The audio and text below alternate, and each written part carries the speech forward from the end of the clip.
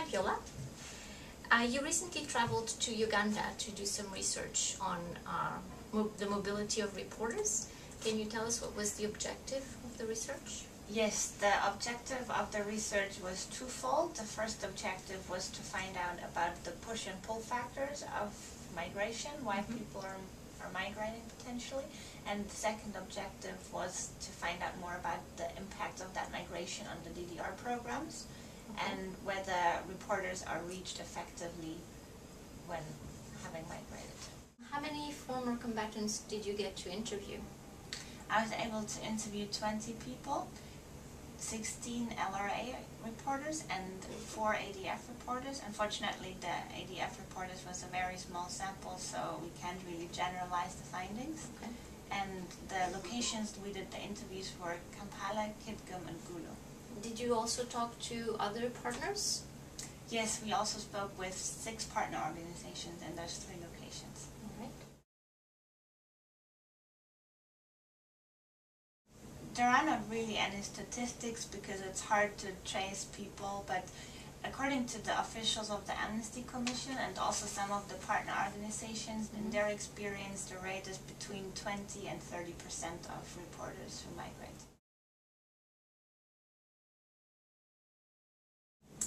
There is a variety of different reasons, but the main reason I found were economic opportunities or a lack of economic opportunities, like jobs, services, livelihoods, that type of stuff. And some of the smaller factors were access to education or marriage.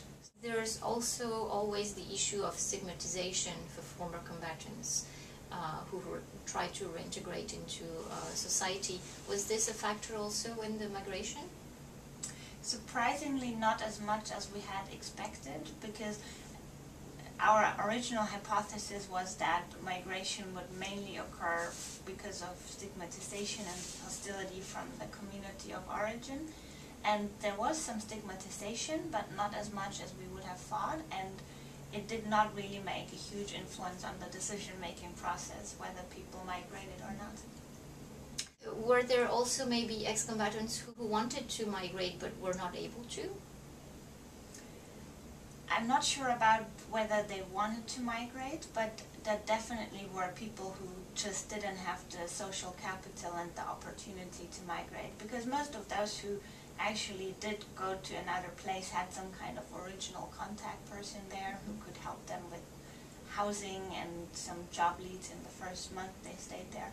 And for those who didn't have any of that, it would have been very difficult.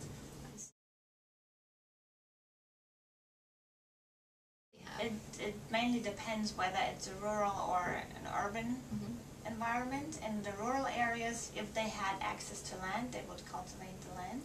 If they didn't, they would work for somebody who owns land.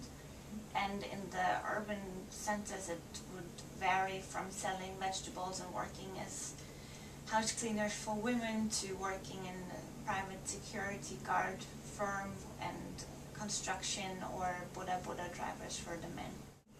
Do some reporters go back to their areas of origin after they've migrated? Well, all of them said that they plan to go back and they want to go back eventually, but also all of them said that they would only go back once they had saved enough money to sustain themselves there. So it seemed more like a distant dream than a concrete plan that they were thinking of. We have found that the reporter status does not have a main implication on the decision whether to migrate or not. However, the fact remains that still 20 to 30% of reporters are migrating, and as the programs right now are mainly focused on the communities of origin, now we're launching a follow-up study with hopefully 150 interviews minimum, looking into the implications of that on the DDR programming. Okay, by when do you expect to have the results of this? We're actually sending the researches at the end of May, and we're hoping to have a report by the end of August. Okay. Thank you, Viola.